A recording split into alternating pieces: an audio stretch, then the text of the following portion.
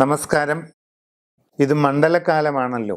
ഭഗവാൻ ശ്രീ ധർമ്മശാസ്താവിൻ്റെ കലിയുഗ വരദനായ അയ്യപ്പസ്വാമിയുടെ ദർശനത്തിനായി ഏവരും കെട്ടുമുറുക്കി യാത്ര ചെയ്യുന്ന ഒരു കാലഘട്ടമാണിത്. അതിന് നമ്മൾ അറിഞ്ഞിരിക്കേണ്ട കുറച്ച് കാര്യങ്ങൾ മാത്രം പറയുന്നതേ ഉള്ളൂ. നിങ്ങൾക്കെല്ലാം അറിയാം, നിങ്ങൾക്ക് പൂർണ്ണമായിട്ടും അറിവുള്ളതാണ് ഈ കാര്യങ്ങളൊക്കെ.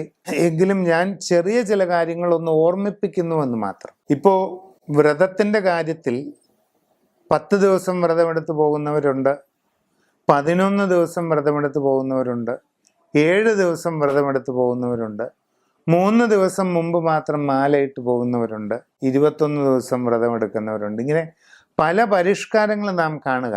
പണ്ടാണെങ്കിലോ ഇങ്ങനെയൊന്നുമല്ല. 41 ദിവസം മുമ്പേ വീടിനോട് ചേർന്ന് കുടിൽ കെട്ടി ശബരിമലയ്ക്ക് പോകുന്ന പുരുഷന്മാരും കുട്ടികളും മാത്രം പ്രത്യേകം അരി വച്ച് ഭക്ഷണമുണ്ടാക്കി കഴിച്ച് കുടുംബങ്ങളുമായിട്ട് സമ്പർക്കമില്ലാതെ നാമജപത്തോടെയും ഭക്തിവിശ്വാസങ്ങളോടെയും ആ വീടിനോട് ചേർന്ന് സ്ഥാപിച്ചിട്ടുള്ള കുടിലിൽ അന്തിയുറങ്ങി വെറും നിലത്ത് വിരിവെച്ച് അവിടെ കിടന്നുറങ്ങി, കാലിൽ ചെരുപ്പിടാതെ ആഡംബര ജീവിതം ഒന്നുമില്ലാതെ സദാസമയവും സ്വാമിയുടെ സ്മരണയിൽ മനസ്സർപ്പിച്ച് പോവുകയാണ്.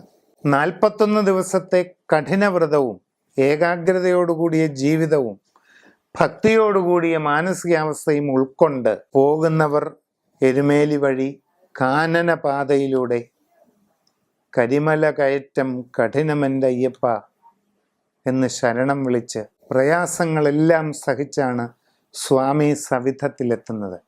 സ്വാമി ദർശനം കിട്ടുന്ന മാത്രയിൽ ക്ലേശിച്ച് പ്രയാസപ്പെട്ട് നടത്തിയ ഈ യാത്രയുടെ എല്ലാ വിഷമങ്ങളും അവരിൽ നിന്നകന്ന് ഒരാനന്ദ നിർവൃതി അവർക്കുണ്ടാകുകയാണ്. അതിൻ്റെ സന്തോഷകരമായ തുടർച്ചയായിരിക്കും പിന്നീട് അങ്ങോട്ടുള്ള ജീവിതം.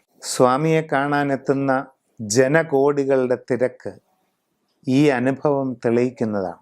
അപ്പോൾ നിങ്ങൾ ഏറ്റവും കുറഞ്ഞത് 21 ദിവസമെങ്കിലും വ്രതമെടുക്കാൻ ശ്രമിക്കുക.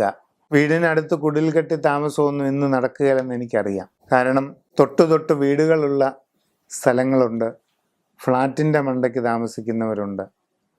എവിടെ പോയി കുടിൽ കെട്ടാനാണ്? അപ്പം നിങ്ങളുടെ വീടിനുള്ളിൽ തന്നെ വളരെ ശുദ്ധവൃത്തിയോടെ രാവിലെയും വൈകിട്ടും കുളിച്ചിട്ട് മാത്രം ഭക്ഷണം കഴിക്കുക, അന്നന്ന് പാകം ചെയ്യുന്ന സസ്യാഹാരം മാത്രം കഴിക്കുക, അതിവാചകങ്ങളൊന്നും പറയാതിരിക്കുക, വ്രതത്തിന് വിരുദ്ധമായത് മറ്റ് കാര്യങ്ങളൊന്നും ചെയ്യാതിരിക്കുക, പുകവലി തുടങ്ങിയതൊക്കെ. നിത്യ ബ്രഹ്മചര്യം കാത്തു സൂക്ഷിക്കുക. ബ്രഹ്മചര്യം എന്ന് പറഞ്ഞാൽ മനസ്സുകൊണ്ട് ബ്രഹ്മത്തിൽ ചരിക്കുക, ഈശ്വരനിൽ മനസ്സർപ്പിച്ച് മറ്റുള്ള ജീവിത കാര്യങ്ങളൊന്നുമില്ലാതെ കഴിഞ്ഞുകൂടുക എന്നാണ്. നിത്യവും ജോലിക്ക് പോകുന്നവരുണ്ട്, അതറിയാം. കർമ്മം എന്ന് പറയുന്നത് വിശിഷ്ടമാണ്. വർക്ക് ഈസ് വർഷിപ്പ് എന്നാണ് വിവേകാനന്ദ സ്വാമികൾ പറഞ്ഞിരിക്കുന്നത്. അതുകൊണ്ട് അത് വേണ്ട രീതിയിൽ നടക്കട്ടെ. എല്ലാം ഭഗവാനിൽ അർപ്പിച്ച് കൃത്യനിഷ്ഠയോടുകൂടി വ്രതമെടുത്ത് വിധിപ്രകാരം കെട്ടുമുറുക്കി നിങ്ങൾ ശബരിമലയ്ക്ക് പോയാൽ പൂർണ്ണ പ്രയോജനം കിട്ടും. കെട്ടുമുറുക്കിനോടൊപ്പം ധർമ്മശാസ്താവിനെ വിശേഷ വിധിപ്രകാരം പ്രത്യേകമായൊരു പൂജ നടത്തി നിങ്ങൾ പോവുകയാണെങ്കിൽ നിങ്ങൾക്കതിൻ്റെ പരിപൂർണമായ നേട്ടം ഉണ്ടാകുമെന്ന് തന്നെയാണ് എനിക്ക് നിങ്ങളോട് പറയാനുള്ളത്.